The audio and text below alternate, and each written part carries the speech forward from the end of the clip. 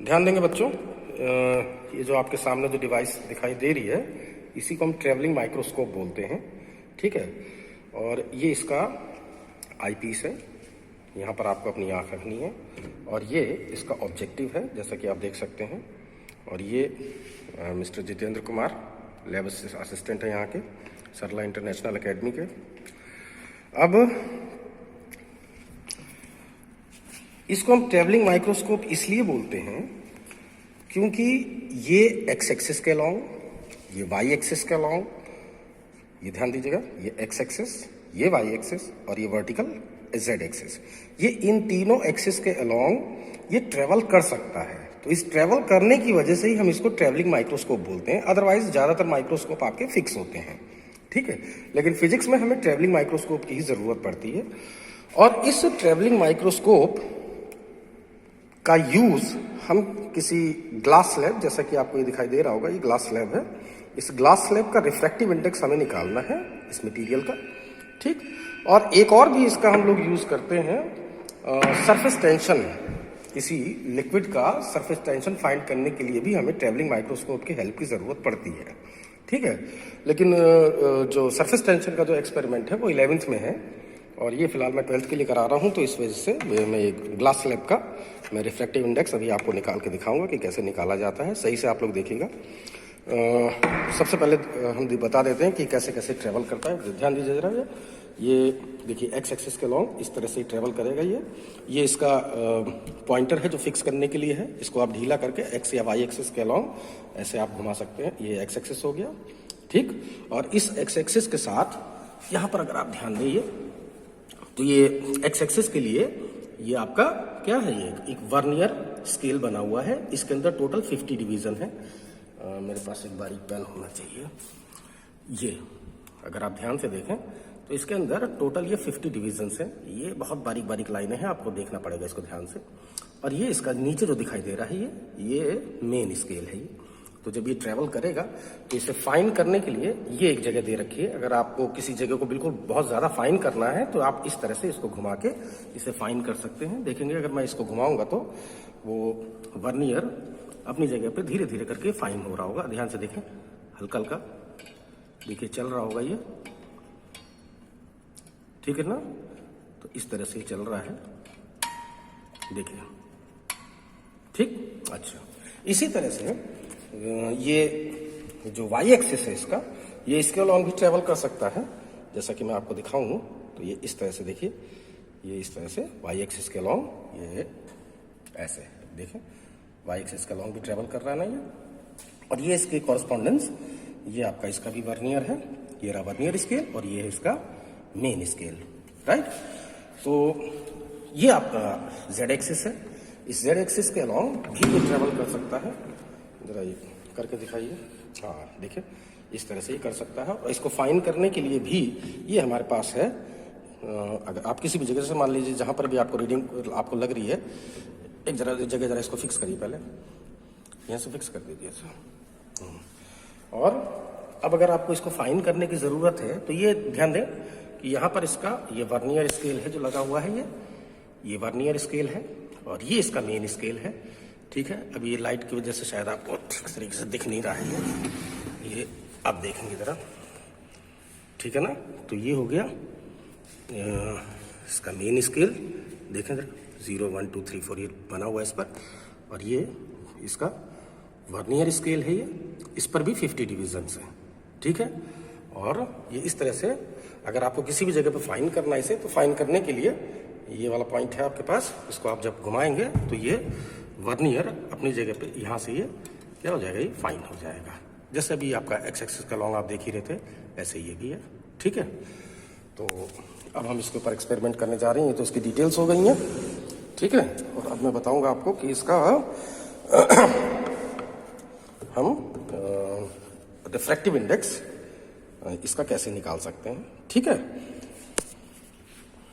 इससे पहले कि हम लोग इस पर काम करें आपके ट्रेवलिंग माइक्रोस्कोप पे, थोड़ा सा आप लोग ज़रा इसकी थ्योरी समझ लीजिए। तो थ्योरी वैसे कोई ज़्यादा लंबी चौड़ी थ्योरी नहीं है इसकी। जैसे जो रिफ्रैक्टिव इंडेक्स है इस ग्लास मटेरियल का विद रिस्पेक्ट टू एयर, वो होगा आपका real depth upon apparent depth, right. ये तो आप जानते ही हैं। तो इसमें करना ये है आपको कि ये मान लीजिए आपका ये है, सबसे पहले ये जो बेस पॉइंट है, सबसे पहले ये बेस पॉइंट, ठीक। इस बेस पॉइंट पर ये मान लीजिए कोई पॉइंट ऑब्जेक्ट रखा हुआ है ये, और इस पॉइंट ऑब्जेक्ट को आप इस ट्रैवलिंग माइक्रोस्कोप से सबसे पहले आप इसको फोकस कर लीजिए कि ये कौन सा पॉइंट है ये। तो ये मान लीजिए जो भी आपकी रीडिंग आ रही है, अभी मैं रीडिंग लेके दिखाऊंगा, तो ये मान लीजिए जो वर्टिकल हाइट आ रही है वो x आ रही है। Is that clear? इसके बाद मैं इसके ऊपर, इस ऑब्जेक्ट के ऊपर, ये ऑब्जेक्ट O लिख दे रहा हूं मैं, इस ऑब्जेक्ट O के ऊपर मैं ये ग्लास स्लैब रखूंगा, जिसकी वजह से इस ऑब्जेक्ट की जो इमेज है वो यहां पर बन जाएगी, राइट। तो इसका मतलब ये हो गया कि अब मुझे इस पॉइंट को फोकस करने के लिए इसको थोड़ा सा ऊपर उठाना पड़ेगा, ऐसे, लाइक दिस, ठीक। और जब मैं इसको ऊपर उठाऊंगा तो अब मान लीजिए कि ये जो आ रहा है ये मान लीजिए y आ रहा है, ठीक है। इसके बाद जो थर्ड पॉइंट है वो ये है कि ये जो ग्लास स्लैब है, इसका सबसे पहले हम ये वाला पॉइंट, सबसे ऊपर वाला पॉइंट, हम लोग इसको फोकस करेंगे।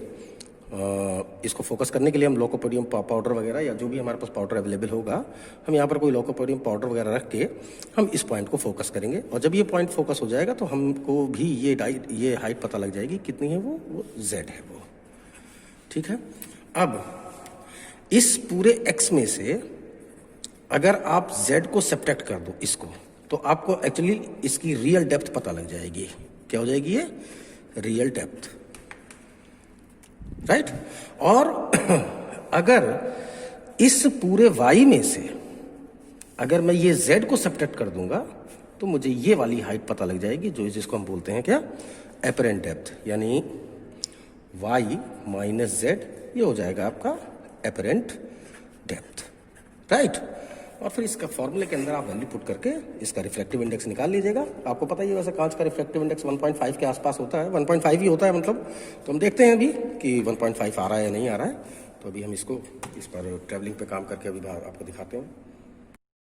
ध्यान देंगे बच्चों, एक्चुअली हमें इसमें केवल इस z एक्सिस यानी कि इस वर्टिकल हाइट की ही सिर्फ ज़रूरत है। तो x और y को आपको फिक्स ही रखना है, इसको बदलने की ज़रूरत नहीं है। तो मैं सबसे पहले बेस पॉइंट का मैं अब कुछ इस तरह का मैं कोई डिज़ाइन बना दे रहा हूँ और इसी को मैं फोकस कर लूँगा अभी मैं, ठीक है। और अभी फोकस करके मैं आपको दिखाता हूँ। देखिए मैं इस पॉइंट को फोकस करूँगा अभी इसके अंदर, और कोशिश करूँगा कि आपको इसके आई पीस से ये चीज़ दिख जाए। हालांकि कैमरे से थोड़ा सा ये काम बड़ा टेक्निकल काम है, पता नहीं दिखाई देगा कि नहीं देगा, लेकिन मैं कोशिश पूरी कर रहा हूँ कि आप लोग सही से देख सकें इसे। ध्यान देंगे बच्चे, एक्चुअली मेरे पास लोकोपोडियम पाउडर तो इस टाइम पे अवेलेबल नहीं है, शायद ख़त्म हो गया है वो। तो ये मैंने कुछ पेन से मैंने कुछ डॉट्स बना दिए हैं ये, तो मैं इसको इस पर फोकस करने की कोशिश कर रहा हूँ। तो अभी हाल फिलहाल जो पोजीशन है वो आप लोग इसमें देख लीजिए इसके कैमरे से कि ठीक से वो फोकस हो रहा है कि नहीं। और जैसा कि आपको दिख रहा होगा अभी तक ये फोकस नहीं हुआ है, क्योंकि अगर फोकस अगर अच्छे से हो गया होता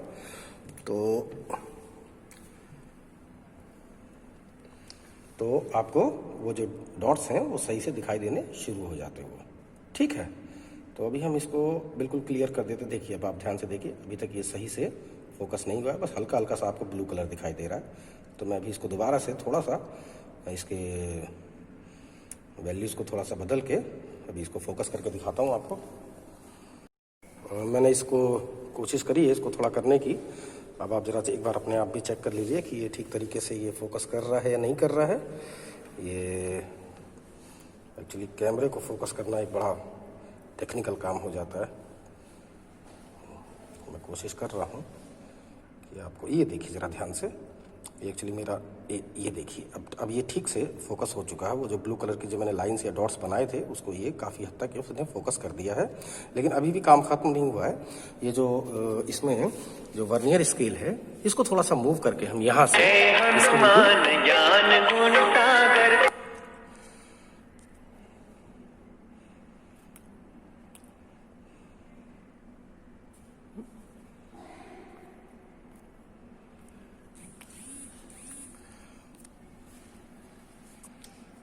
तो इसको थोड़ा सा हम इसको फोकस करके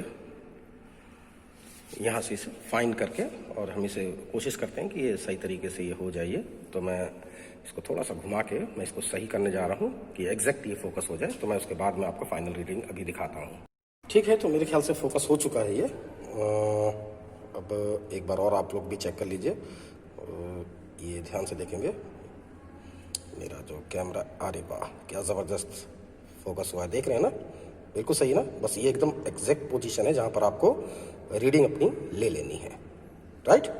तो मैं रीडिंग यहाँ पे चेक कर रहा हूँ। अब आप लोग जरा थोड़ा सा मेरी हेल्प करेंगे देखने में। तो ये वर्नियर है, वर्नियर कैलिपर्स के बारे में आपको पढ़ा ही चुका हूँ मैं, तो इस वजह से आपको कोई इसमें दिक्कत परेशानी होने वाली नहीं है, ठीक है ना। तो जैसे हमने वर्नियर आपको पढ़ाया था बिल्कुल वैसे ही आपको करना है। तो जो मेन स्केल की रीडिंग है वो क्या है ये देखेंगे अभी हम।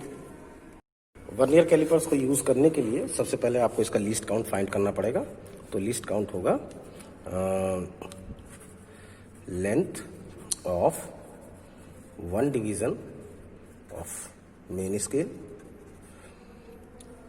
Scale divided by total number of division on vernier scale. VS लिख दे रहा हूं मैं इसे, वर्नियर स्केल, राइट। तो देखिए जरा इसका जो मेन स्केल है, सबसे पहले आप मेन स्केल पे देख लीजिए। मेन स्केल ये आपको दिख रहा होगा, ये देखिए, ठीक है। और जो मेन स्केल है ये जो आपको ये वाला दिखाई दे रहा है, इसका जो एक डिवीजन है 1 मिलीमीटर का है ना, दिख रहा है ना 1 मिलीमीटर। तो 1 मिलीमीटर का भी इन्होंने आधा कर रखा है, यानी कि एक डिवीजन कितना है 0.5 मिलीमीटर का है। तो ये हो गया आपका 0.5 millimetre divided by total number of division on vernier scale. तो वर्नियर स्केल पे जरा ध्यान देंगे आप लोग। ये टोटल 50 डिवीजन हैं। ये 0 से स्टार्ट हो रहा है, फिर ये 5, फिर ये जहाँ पे 1 लिखा है ये 0.1। तो ये हो गया आपका 10 डिवीजन, ऐसे 20, 30, 40 एंड 50, राइट ना। तो टोटल नंबर ऑफ जो डिवीजन है यहाँ पर वो कितने हैं, 50 हैं। ये हो गया 50। और अभी आपका जो आंसर आया ये 0.5/500, दैट इज 100, यानी कि 0.01 मिलीमीटर या फिर 0.001 सेंटीमीटर। इज दैट क्लियर, ठीक है ना। तो ये तो हो गई इसकी लिस्ट काउंट। अब हम इसका जो है आराम से इसकी लेंथ निकाल सकते हैं, जिसको हमने क्या बोला था, ये x, ये वाला लेंथ x निकाल सकते हैं। तो x इज इक्वल टू, आपको पहले टेबल बनानी पड़ेगी इसके लिए, मैं टेबल बनवा दूंगा अभी मैं थोड़ी देर में आपको। तो main scale plus vernier scale into least count, ये फॉर्मूला मैंने बताया था आपको। तो मेन स्केल की रीडिंग पहले आप लोग चेक कर लीजिए जरा इसको, जरा गौर से देखिएगा बेटा। ये अब एक्चुअली थोड़ा सा ना, ये मेरे ख्याल से 4.85 से थोड़ा सा आगे है, लेकिन 4.9 तक नहीं पहुंचा है, अगर आप भी ध्यान से देख ले तो। अब देखिए जरा, ये 4.85 से थोड़ा सा आगे है और 4.9 तक अभी तक नहीं पहुंचा है। तो ठीक है, जो मेन स्केल है वो हो गया 4.85 और प्लस अब वर्नियर स्केल देखते हैं, वर्नियर स्केल का कौन सा उसकी सीध में पड़ रहा है। तो अब ये बड़ा ही बारीकी से देखने वाली चीज़ है।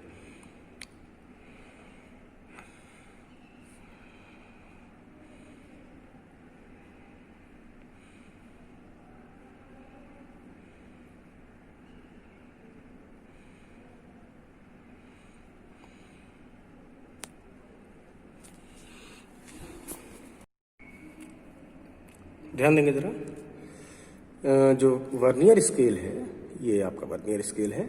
देखना है कि मेन स्केल की किसी लाइन की सीध में कहाँ पर आ रहा है। तो चूंकि मैं तो अपने पहले ही देख चुका हूँ अभी, तो बस मुझे फाइनल रिजल्ट ही बताना है, ठीक है। जरा मैं कैमरे को थोड़ा सा स्टेबल करने की कोशिश करूं तो ये 46वां जो लाइन है मेरे हिसाब से 46, 47 दोनों ही, ये आपका, ये ध्यान दे जरा, ये हो गया 40 लाइन यहाँ पूरी हो गई, ये हो गया 40, इसके ठीक आगे जो 45 और 46 है, आप लोग ध्यान से देखेंगे 45 या 46 बिल्कुल सीध में पड़ रहा है, 45 भी नहीं है, 46 या 47 इन दोनों में से कोई एक 7 बिल्कुल मेन स्केल की किसी लाइन के बिल्कुल सीध में आ रहा है। ये आप देखें जरा, मेरा हाथ थोड़ा सा सही से चल नहीं पाएगा ना, देखें, ठीक है ना, इज इट क्लियर? तो मैं दोनों में से कोई वैल्यू रख दे रहा हूँ। तो ये हो गया आपका 46 इंटू लीस्ट काउंट है 0.001, एडअप कर लीजिए अब आप इसे। एनीवेज, आपको रीडिंग समझ में आ गई ना, कैलकुलेशन तो हम अभी कर ही लेंगे। इसके बाद इस ग्लास स्लैब को आप इसके ऊपर रखिए, ठीक है, ये देखिए जैसे मैंने यहाँ पे ग्लास स्लैब रख दिया था। अभी जो ऑब्जेक्ट है इसकी इमेज थोड़ी सी ऊपर हो गई होगी, तो अब मुझे इसकी ये निकालना है कि y कितना है, ठीक है। तो यहाँ पर ये ध्यान रखिएगा कि अब आपको इसको यूज नहीं करना किसी भी हालत में, मतलब ये हाइट इसको आपको यहाँ से नहीं चेंज करना है। अगर आपने इसको हिलाया, अगर इससे अगर आपने फोकस करने की कोशिश की, तो इसकी रीडिंग देने के लिए हमारे पास कोई स्केल नहीं है, ठीक है।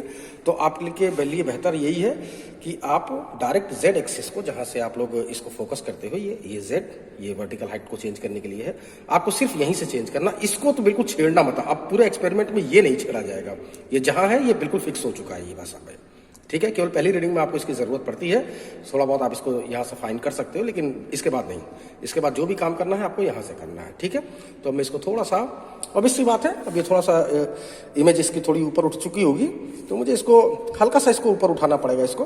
तो इसको हल्का सा ऊपर उठाने के लिए मैं इसकी यूज करूंगा, ना कि इसका, ठीक है ना। तो मैं, अब मेरे जो असिस्टेंट है वो तो गायब हो गए हैं, तो मुझे ही करना पड़ेगा अब ये काम। तो इसका अब हम लोग स्केल चेक कर लेते हैं, क्योंकि ये फोकस हो गया था। मैं अभी दिखा देता हूँ आपको कैसे फोकस हुआ था ये। एक सेकंड, पहले तो कैमरा की समस्या बड़ी है ज़बरदस्त, रुक जाइए ज़रा।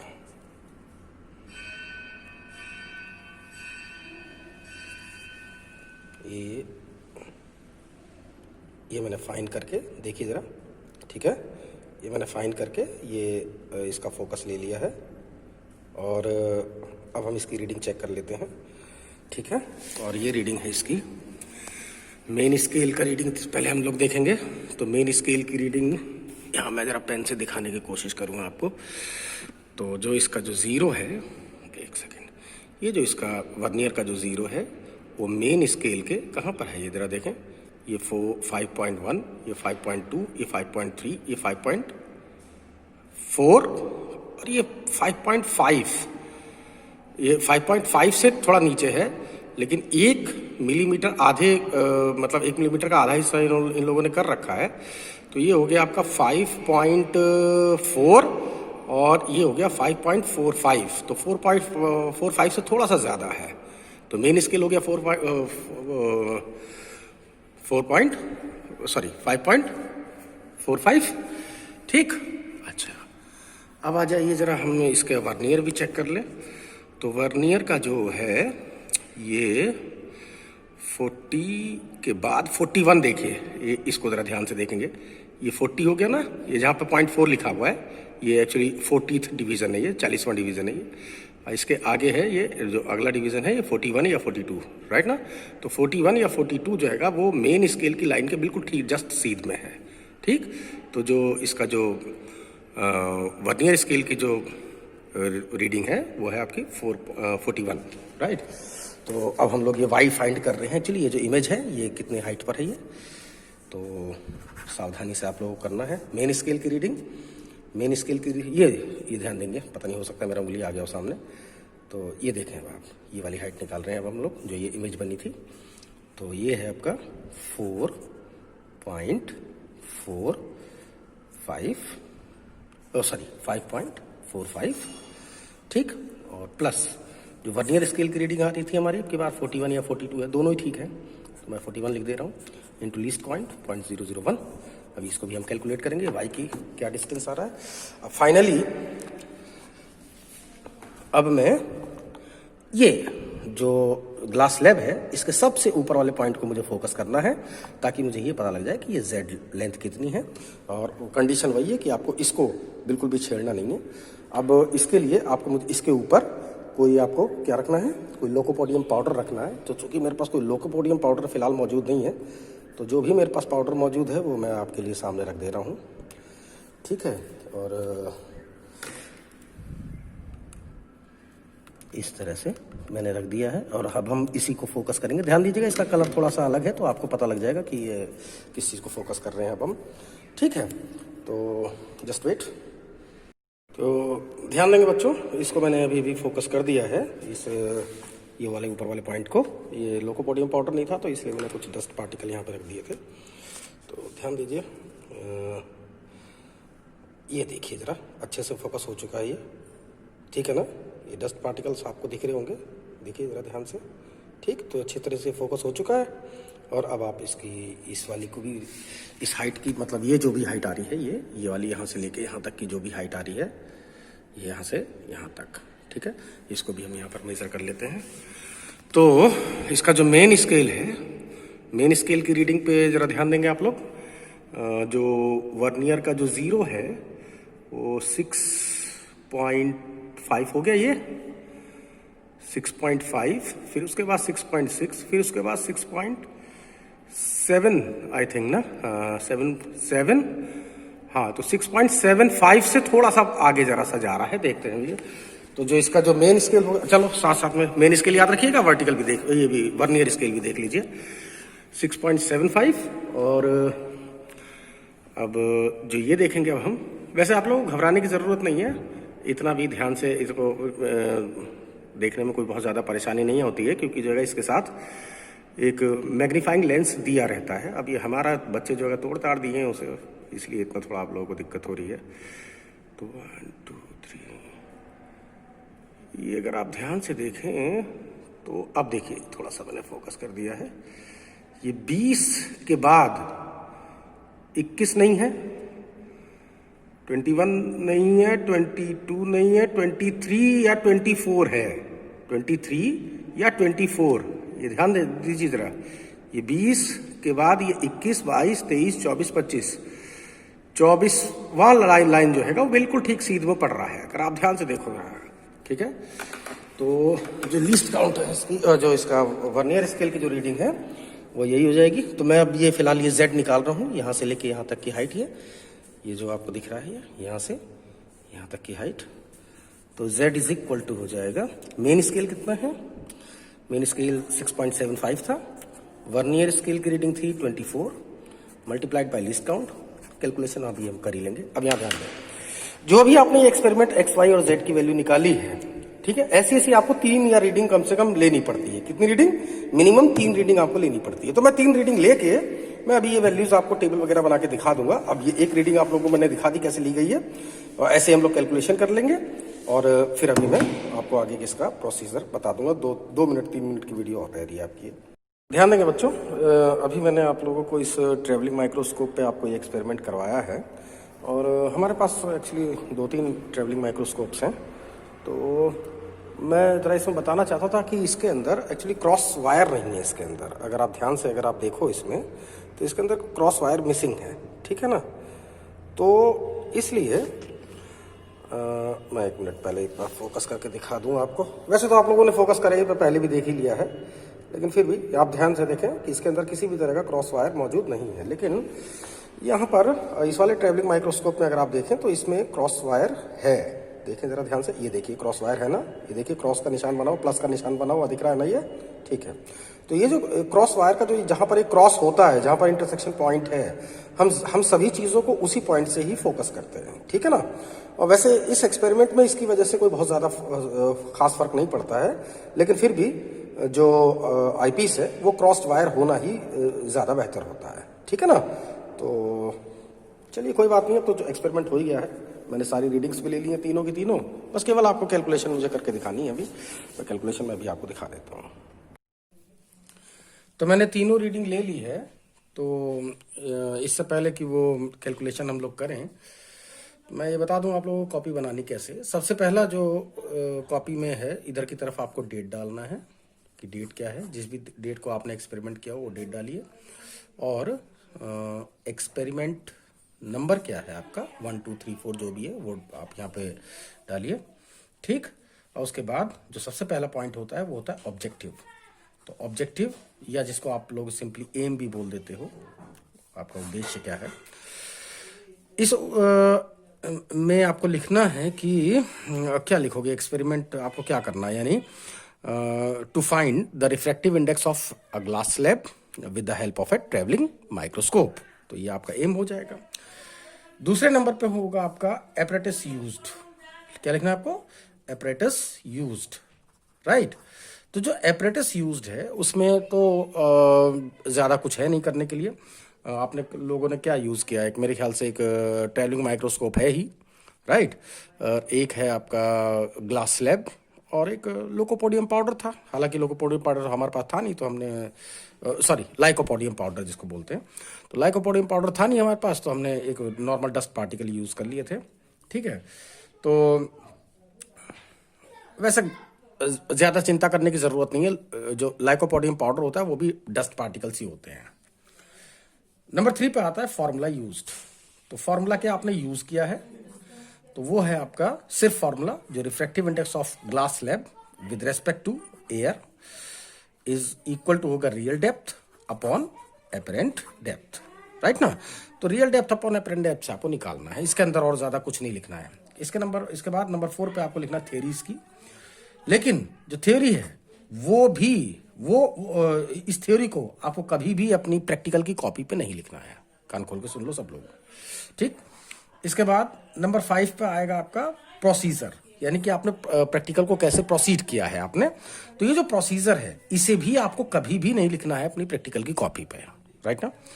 इसके बाद नंबर 6 पे आता है ऑब्जर्वेशन। ये जो भी मैं आपको डेटा बता रहा हूं वो सारे के सारे डेटा हर प्रैक्टिकल के लिए ऐसे ही करना, चाहे कोई सा भी प्रैक्टिकल हो। तो ऑब्जर्वेशन में तो आपके पास ऑब्जर्वेशन टेबल आप बनाओगे सबसे पहले। तो ये रहा आपके पास जो आपको ऑब्जर्वेशन टेबल बनानी इस एक्सपेरिमेंट के लिए। तो ये है ऑब्जर्वेशन टेबल। सबसे पहले आपने लीस्ट काउंट निकाला होगा वर्नियर कैलिपर्स का, राइट। तो कैसे निकाला था तो मैंने बता ही दिया था, आपका 0.001 सेंटीमीटर आ रहा था, वो लिखा हुआ है। ये इस तरह से आपको लिखना है, थोड़ा सा पास में होकर देख लो कैसे लिखना है, ठीक। उसके बाद आ जाता है आपका टेबल। तो टेबल में position of object O, position of its image I, and position of lycopodium powder, यानी कि जो सबसे टॉप वाला होता है, जो जेड की वैल्यू निकालने के लिए। तो रियल डेप्थ, तो पहली रीडिंग तो मैंने ले ही ली थी आपके सामने, ये तो आपके सामने ही है, वो तो वही डेटा रहेगा जो आप लोगों ने देखा था एक्सपेरिमेंट करते हुए, ठीक है। तो रियल डेप्थ आपने फाइंड कर लिया, एपरेंट डेप्थ आपने फाइंड कर लिया, और इससे आपने रिफ्रैक्टिव इंडेक्स निकाल लिया। बिल्कुल ठीक इसी तरह से आपने ये 2 रीडिंग और ली है, यानी कि मैंने ली है, कोई बात नहीं है, लेकिन मैंने भी लिया है तो वो आप ही ने लिया है, समझ लो, ठीक। आखिर लैब में जाओगे तो उसी प्रोसीजर से करोगे ना। तो बेटा ये 2 रीडिंग मैंने और ली है, जिसकी वजह से दूसरी रीडिंग की वजह से जो ये आ रहा है रिफ्रैक्टिव इंडेक्स 1.569 आ रहा है, और थर्ड की वजह से जो आ रहा है, आप लोग थोड़ा सा पास में जरा देख लीजिए सही से, ये मैंने किस तरह से रीडिंग ले रखी है, क्योंकि हो सकता है आप लोग कॉपी वगैरह बनानी पड़े अपने लिए, ठीक है ना। बात आ गई समझ में। तो ये रहा, ठीक है। तो ये तीसरा रीडिंग है, इसकी वजह से जो आएगा आपका जो रिफ्रैक्टिव इंडेक्स है 1.459 आ रहा है। तो ये जो तीनों के तीनों जो रिफ्रैक्टिव इंडेक्सेस जो आ रहे हैं ग्लास स्लैब का, तो आप इसका अगर मीन निकालें तो इन तीनों को ऐड करके 3 से डिवाइड कर लेना, जैसे मैंने किया है, ठीक है। और ये जो आंसर आएगा आपका 1.497 आ रहा है, जो कि अप्रोक्सीमेट 1.5 के इक्वल है, ठीक है ना। बात समझ में आ गई ना। तो बस इतना ही छोटा सा काम करना है, बहुत ज़्यादा वो नहीं है। हाँ, इतना ज़रूर है, आपको कॉपी बनानी कैसी है वो इसी डेटा के हिसाब से ही बनाना है हमेशा। ऐसा इसके बाद जो आता है जब, हाँ ये भी मैं बता दूं कि ऑब्जर्वेशन के बाद नंबर 7 पे कैलकुलेशन की जाती है। तो तो जो कैलकुलेशन है, क्योंकि ये जो मैंने टेबल बनाई है इसके अंदर पहले से ही सारी की सारी वैल्यूज कैलकुलेटेड हैं, तो आपको अलग से कोई कैलकुलेशन करने की जरूरत नहीं है। लेकिन अगर कोई एक्सपेरिमेंट होता है जिसके अंदर एक्सपेरिमेंट करने आपको कैलकुलेशन करने की जरूरत पड़ रही है, तो आप यहाँ पे कैलकुलेशन नंबर 7 पे दिखाएंगे। उसके बाद आता है नंबर 8 पर रिजल्ट। आपने क्या रिजल्ट निकाला, ठीक है। तो जो रिजल्ट है वो आपका, ये जो आपका आंसर आ रहा है इसी को लिखेंगे, the refractive index, the refractive index of glass is 1.5। इसको अंडरलाइन कर लीजिएगा ताकि एग्जामिनर देख सके इसे। इतना काम होने के बाद जो नंबर 9 पर जो आप लोग लिखते हो वो लिखते हो आप लोग precaution and sources of error. This is most important, ठीक है। ये हर एक्सपेरिमेंट में लिखा ही होना चाहिए कि आपने उस एक्सपेरिमेंट को करने के लिए आपने क्या क्या सावधानियां बरती हैं, ठीक है। और या फिर उनकी वजह से अगर आप सावधानियां नहीं बरतते हो तो उसकी वजह से क्या क्या एरर्स आपकी हो सकती हैं, या कोई रैंडम एरर किस तरह से हो सकती है। तो इस चीज का आपको थोड़ा सा ध्यान रखना पड़ेगा। तो ये नंबर 9 पे precaution and sources of error. Thank you very much.